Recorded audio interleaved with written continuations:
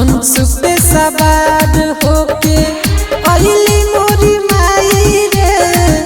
हंस पे सवार होके अइली मोरी माई रे। विद्या के देवी दाता, विद्या के देवी दाता सरस्वती माई रे। हंस पे सवार होके अइली मोरी माई रे। हंस पे सवार होके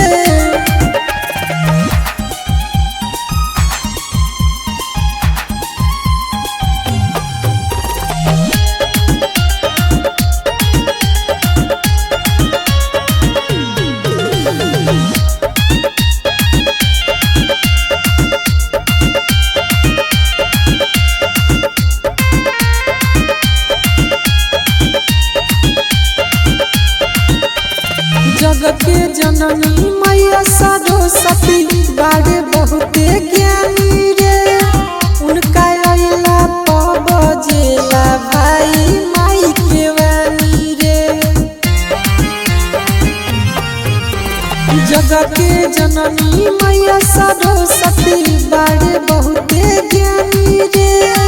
उनका अइला बजेला भाई माई के वाणी रे। हर साल करेले यही से, हर साल करेले यही से आबे के तैयारी रे।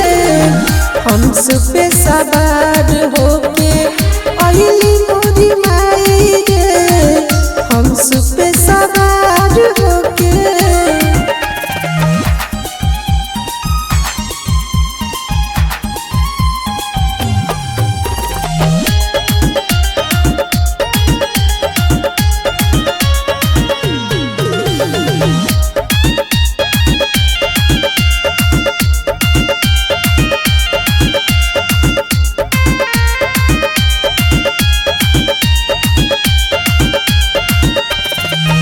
के नाम लेके भैया देह सब एग्जाम रे।